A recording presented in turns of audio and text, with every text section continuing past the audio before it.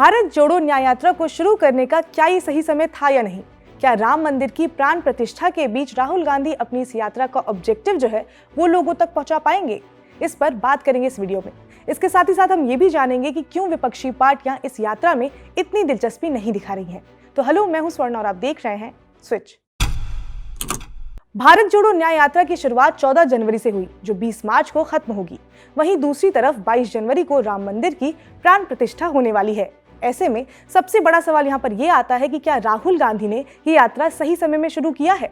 तो राम मंदिर की तैयारी में पूरा का पूरा देश जो है वो जुट गया है, लेकिन हिंदी पट्टी वाले इलाके में इसका अलग ही सेलिब्रेशन देखने को मिल रहा है।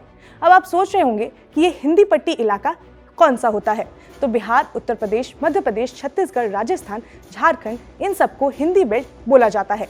इन राज्यों का प्रभाव लोकसभा चुनाव में भी काफी देखने को मिलता है। बिहार की 40 लोकसभा सीटें, उत्तर प्रदेश की 80, राजस्थान की 25, मध्य प्रदेश की 29, झारखंड की 14 सीटें लोकसभा इलेक्शन के डायरेक्शन को चेंज कर सकती हैं। ये 5 राज्य मिलकर 188 लोकसभा सीटों को कवर करते हैं, जिसमें अगर हम 2019 की बात करें तो उसमें एनडीए को 140 से ज्यादा सीटों पर जीत मिली थी। अकेले बीजेपी ने 131 सीटों पर जीत हासिल की थी, तो वहीं यूपीए मात्र 5 सीटों पर सिमट कर रह गई थी। तो अब वापस आते हैं राम मंदिर और राहुल गांधी पर।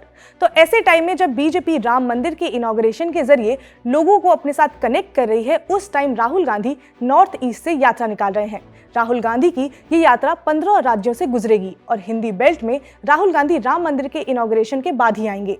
इससे पहले राहुल गांधी भारत जोड़ो यात्रा लेकर आए थे, जिसका इम्पैक्ट ग्राउंड पर काफी अच्छा देखने को मिला था। इसका असर इलेक्शन पर कैसा रहा था, इस पर स्विच पर एक वीडियो की जा चुकी है, जिसका लिंक जो है वो मैं डिस्क्रिप्शन बॉक्स में डाल दूंगी। अगर आपको ये जानना है तो आप वो वीडियो देख सकते हैं। हम बात कर रहे थे यहाँ पर भारत जोड़ो यात्रा की, तो उस यात्रा को कवर भी लार्ज स्केल पर किया गया था, लेकिन भारत जोड़ो न्याय यात्रा के साथ ऐसा नहीं हो रहा है, जिस वजह से जिस स्केल पर राहुल गांधी लोगों से कनेक्ट कर सकते थे वो उतना नहीं हो पा रहा है। अगर टाइमिंग को लेकर बात करें तो अभी लोगों का ध्यान जो है वो पूरा का पूरा राम मंदिर पर है और उससे ये ध्यान हटाना थोड़ा मुश्किल तो होगा, लेकिन इससे हम ये नहीं कह सकते कि ये यात्रा जो है वो सक्सेसफुल नहीं होगी, क्योंकि अभी इसे शुरू हुए 1 हफ्ता भी नहीं हुआ है।